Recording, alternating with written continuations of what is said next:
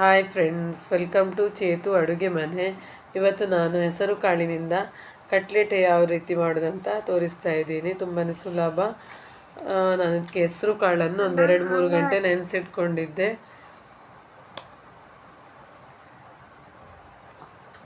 ಆಮೇಲೆ ಆಲೂಗಡ್ಡೆಯನ್ನು ತುರ್ಕೊಂಡು ನೀರಿನಲ್ಲಿ ಹಾಕ್ಕೊಂಡಿಟ್ಟಿದ್ದೀನಿ. ನೀರಿನಲ್ಲಿ ಹಾಕಿದ್ದು ಯಾಕೆ ಅಂದರೆ ಕಪ್ಪಾಗುತ್ತೆ ಬೇಗ ಅಂತೇಳಿ ನೀರಲ್ಲಿ ಹಾಕಿಟ್ಟಿದ್ದೀನಿ.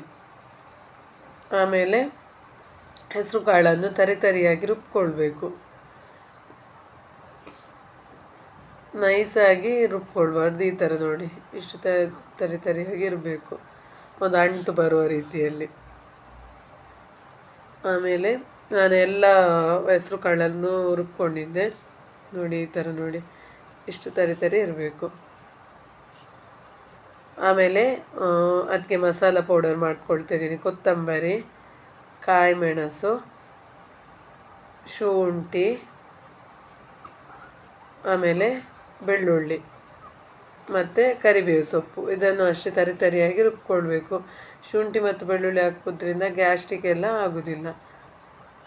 ಆಮೇಲೆ ನೀರುಳ್ಳಿ ಕಟ್ ಮಾಡಿ ಇಟ್ಕೊಂಡಿದ್ದೀನಿ.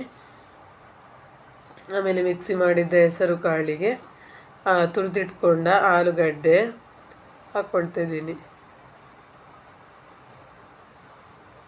ನೀರನ್ನು ಹಿಂಡಿ ಬಿಟ್ಟು ಹಾಕ್ಕೊಳ್ಳಿ. ನೀರನ್ನು ಹಾಕ್ಲಿಕ್ಕೆ ಹೋಗಬೇಡಿ ಅದರಲ್ಲಿದ್ದಂಥ. ಆಮೇಲೆ ನೀರುಳ್ಳಿ ಕಟ್ ಮಾಡಿ ಇಟ್ಕೊಂಡಿರುವಂಥ ನೀರುಳ್ಳಿಯನ್ನು ಹಾಕ್ಕೊಳ್ತಾ ಇದ್ದೀನಿ. ನನ್ನ ಚಾನಲಿಗೆ ಸಬ್ಸ್ಕ್ರೈಬ್ ಮಾಡಿ ಫ್ರೆಂಡ್ಸ್. ಇದೇ ರೀತಿ ಒಳ್ಳೆ ಅಡುಗೆಯನ್ನು ತೋರಿಸ್ತಾ ಇರ್ತೀನಿ. ಆಮೇಲೆ ನಾನು ರುಬ್ಕೊಂಡಿದ್ದೀನಿ ನೋಡಿ ಮಸಾಲ, ಅದು ಹಾಕ್ಕೊಂಡೆ ನಾನೀಗ. ಆಮೇಲೆ ಅರಶಿನ ಹಾಕ್ಕೊಳ್ತಾ ಇದ್ದೀನಿ ಚಿಟಿಕೆಯಷ್ಟು. ಆಮೇಲೆ ಮನೆಯಲ್ಲೇ ಮಾಡಿರುವಂತಹ ಚಿಲ್ಲಿ ಪೌಡರನ್ನು ಹಾಕ್ಕೊಳ್ತಾ ಇದ್ದೀನಿ. ಆಮೇಲೆ ಉಪ್ಪು, ರುಚಿಗೆ ತಕ್ಕಷ್ಟು ಉಪ್ಪು, ನಿಮ್ಮ ರುಚಿಗೆ ಅನುಗುಣವಾಗಿ ಉಪ್ಪು ಹಾಕ್ಕೊಳ್ಳಿ. ಆಮೇಲೆ ಕಡಲೆ ಹಿಟ್ಟು ಹಾಕ್ಕೊಳ್ತಾ ಇದ್ದೀನಿ. ನಾನು 2 ಚಮಚದಷ್ಟು ಕಡಲೆ ಹಿಟ್ಟು ಹಾಕ್ಕೊಳ್ತಾ ಇದ್ದೀನಿ. ಆಮೇಲೆ ಒಂದು 3 ಚಮಚದಷ್ಟು ಅಕ್ಕಿ ಹಿಟ್ಟನ್ನು ಹಾಕ್ಕೊಳ್ತಾ ಇದ್ದೀನಿ. ಅಕ್ಕಿ ಹಿಟ್ಟು ಹಾಕೋದ್ರಿಂದ ಸ್ವಲ್ಪ ಕ್ರಿಸ್ಪಿಯಾಗಿ ಬರುತ್ತೆ. ಆಮೇಲೆ ಬಿಳಿ ಎಳ್ಳು ಇದೆಯಲ್ಲ, ಅದನ್ನು ಹಾಕ್ಕೊಳ್ತಾ ಇದ್ದೀನಿ, ಬಿಳಿ ಎಳ್ಳು. ಆಮೇಲೆ ಚೆನ್ನಾಗಿ ಮಿಕ್ಸ್ ಮಾಡಿಕೊಳ್ಬೇಕು. ಈ ಥರ ನೋಡಿ, ಗಟ್ಟಿಯಾಗಿ ಮಿಕ್ಸ್ ಮಾಡಿಕೊಳ್ಬೇಕು. ನೀರೇನು ಹಾಕ್ಕೊಳ್ಬೇಕಂತೇನಿಲ್ಲ, ಇಷ್ಟು ಗಟ್ಟಿಯಾಗಿ ಬರಬೇಕು ನೋಡಿ. ಆಮೇಲೆ ಅದಕ್ಕೆ ಎಣ್ಣೆನೂ ಅಷ್ಟೇ ಜಾಸ್ತಿ ಬೇಕಂತೇನಿಲ್ಲ. ಸ್ವಲ್ಪ ಎಣ್ಣೆ ಹಾಕಿ ಪ್ಯಾನಲ್ಲಿ ಫ್ರೈ ಮಾಡ್ಕೊಳ್ಬೋದು. ಎಣ್ಣೆನೂ ಜಾಸ್ತಿ ಎಳ್ಕೊಳ್ಳಲ್ಲ. ಈ ಕಡೆ ನಾನು ಪ್ಯಾನನ್ನು ಬಿಸಿಗೆ ಇಟ್ಟಿದ್ದೀನಿ ಎಣ್ಣೆ ಹಾಕಿ. ಆಮೇಲೆ ನಾವು ವಡೆಗೆಲ್ಲ ಯಾವ ಥರ ತರ್ತೀವಿ ನೋಡಿ, ಅದೇ ರೀತಿ ಮಾಡಿಕೊಳ್ಬೇಕು. ಕಟ್ಲೆಟ್ ಥರ ನೋಡಿ, ಇಷ್ಟು ಸಣ್ಣದಾಗಿ ಮಾಡ್ಕೊಳ್ಬೋದು, ದೊಡ್ಡದಾಗಿಯೂ ಕೂಡ ಮಾಡ್ಕೊಳ್ಬೋದು ನೋಡಿ. ಈ ಥರ ನೋಡಿ, ತುಂಬಾ ಚೆನ್ನಾಗಿ ಬರುತ್ತೆ ನೋಡಿ ಶೇಪ್. ಈ ಥರ ಮಾಡಿಟ್ಕೊಂಡಿದ್ದೀನಿ. ಅದೇ ರೀತಿ ಇನ್ನೊಂದು ಮಾಡ್ಕೊಂಡು ಇಟ್ಟಿದ್ದೀನಿ. ಎಲ್ಲ ಒಂದು ಸೈಡಲ್ಲಿ ಮಾಡ್ಕೊಂಡಿಟ್ರೆ ಸುಲಭ ಆಗುತ್ತೆ ಎಣ್ಣೆಯಲ್ಲಿ ಬಿಡಲಿಕ್ಕೆ. ಪ್ಯಾನಿಗೆ, ಬಿಸಿಯಾದ ಪ್ಯಾನಿಗೆ ಈಗ ಒಂದೊಂದೇ ಹಾಕ್ಕೊಳ್ಬೇಕು. ಎಣ್ಣೆ ಬಿಸಿ ಆದಮೇಲೆ ನೋಡಿ, ನಾನು ಈ ಥರ ತಟ್ಟಿ ಮೊದಲು ಇಟ್ಕೊಂಡಿರೋದ್ರಿಂದ ಇದು ಸುಲಭ ಆಗುತ್ತೆ.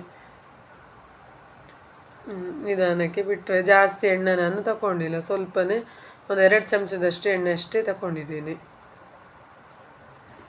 ಸ್ವಲ್ಪ ಫ್ರೈ ಆಗಲಿಕ್ಕೆ ಸ್ವಲ್ಪ ಟೈಮ್ ತಗೊಳುತ್ತೆ, ಯಾಕೆಂದರೆ ನಾವು ಹಸಿಯಾಗಿರುವ ಆಲೂಗಡ್ಡೆಯನ್ನು ಹಾಕಿದ್ದೀವಿ ಎಲ್ಲ ತುರಿದುಬಿಟ್ಟು. ಅದಕ್ಕೆ ಸ್ವಲ್ಪ ಟೈಮ್ ತಗೊಳ್ಳುತ್ತೆ ಫ್ರೈ ಆಗಬೇಕಾದ್ರೆ.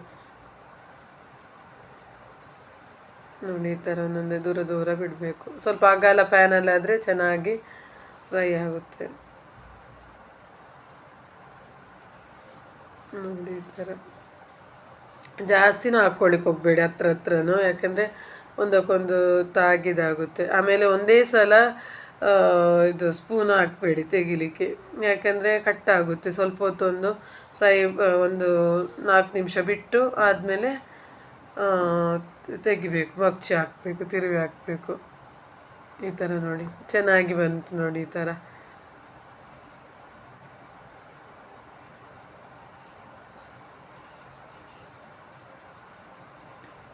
ಕ್ರಿಸ್ಪಿಯಾಗಿಯೂ ಬರುತ್ತೆ, ತುಂಬ ಟೇಸ್ಟಾಗಿಯೂ ಇರುತ್ತೆ, ಆರೋಗ್ಯಕರವಾಗಿಯೂ ಇದೆ.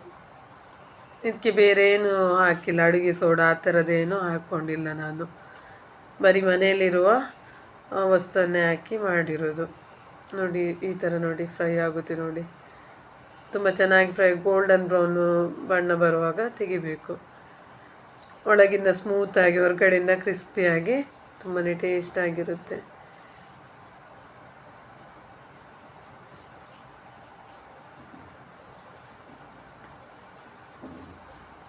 ನೋಡಿದ್ರಲ್ವ ಫ್ರೆಂಡ್ಸ್, ಎಣ್ಣೆ ಜಾಸ್ತಿ ಏನು ಬೇಕಂತೆಲ್ಲ, ತುಂಬ ಕಡಿಮೆ ಎಣ್ಣೆಯಲ್ಲಿ ಫ್ರೈ ಮಾಡ್ಕೊಳ್ಬೋದು ಇದನ್ನು.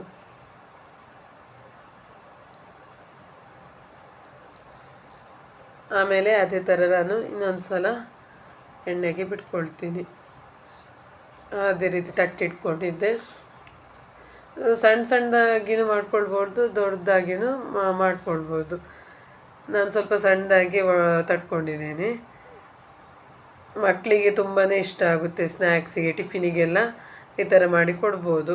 ಜಾಸ್ತಿ ಎಣ್ಣೆ ಏನು ಬೇಕಂತೇನಿಲ್ಲ, ಆದ್ದರಿಂದ ತುಂಬಾ ಚೆನ್ನಾಗಾಗುತ್ತೆ. ಓಕೆ ಫ್ರೆಂಡ್ಸ್, ನನ್ನ ಚಾನಲಿಗೆ ಇದೇ ರೀತಿ ಸಪೋರ್ಟ್ ಮಾಡಿ, ಲೈಕ್ ಮಾಡಿ, ಶೇರ್ ಮಾಡಿ, ಸಬ್ಸ್ಕ್ರೈಬ್ ಮಾಡೋದನ್ನು ಮರಿಬೇಡಿ ಫ್ರೆಂಡ್ಸ್. ಇದೇ ರೀತಿ ಒಳ್ಳೊಳ್ಳೆ ರೆಸಿಪಿಯೊಂದಿಗೆ ಬರ್ತೀನಿ.